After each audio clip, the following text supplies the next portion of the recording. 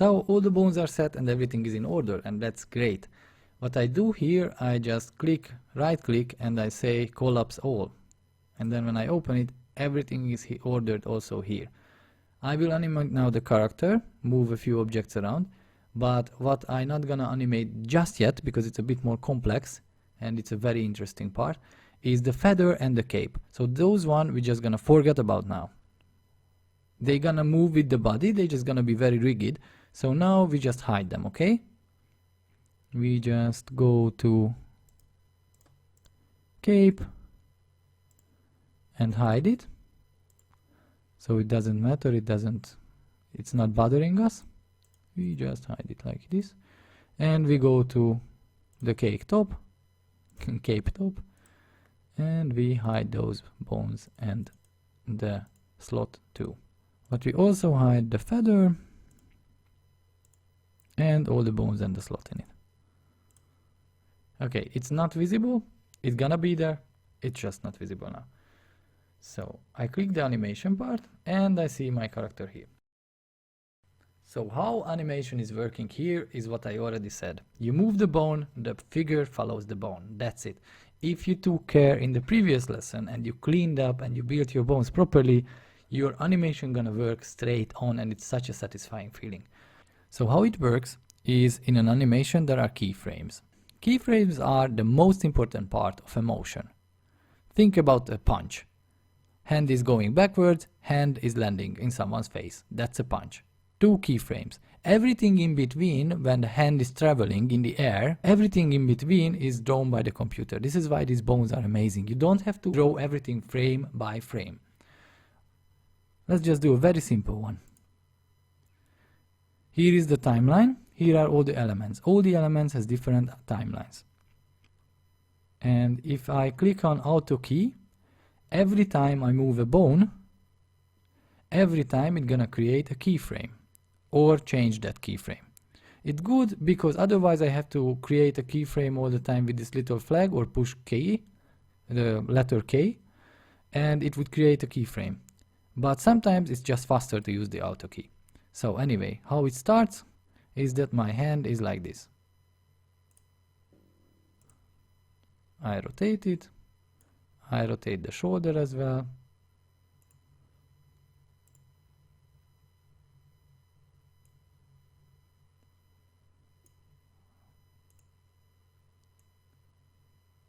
Great. Then I come here.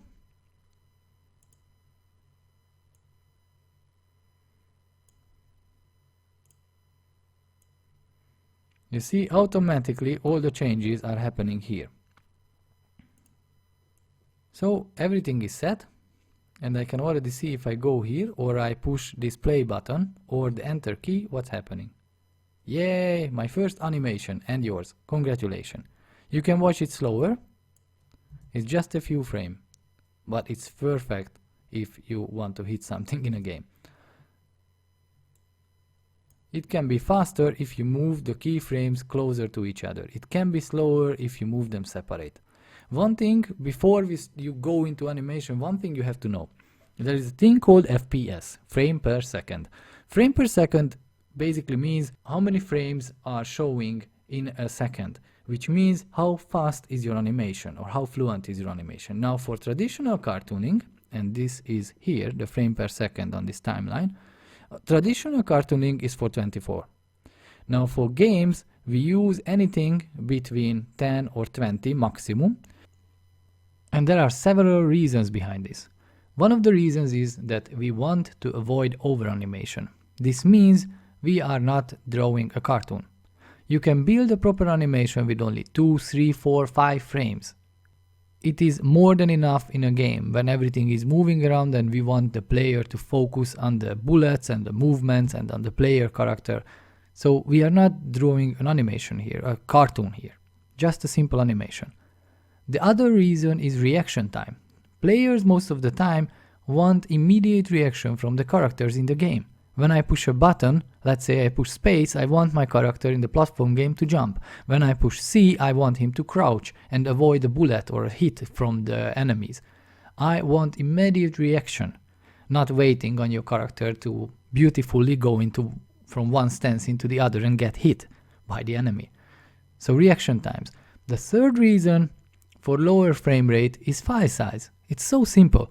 If an animation can be solved beautifully from 10 frames and being 2 megabytes, then why to make it 30 frames long and 10 megabytes big? For mobile games, download sizes are crucial. They are very, very important to keep them small. So think about your timing and FPS and design your animation accordingly.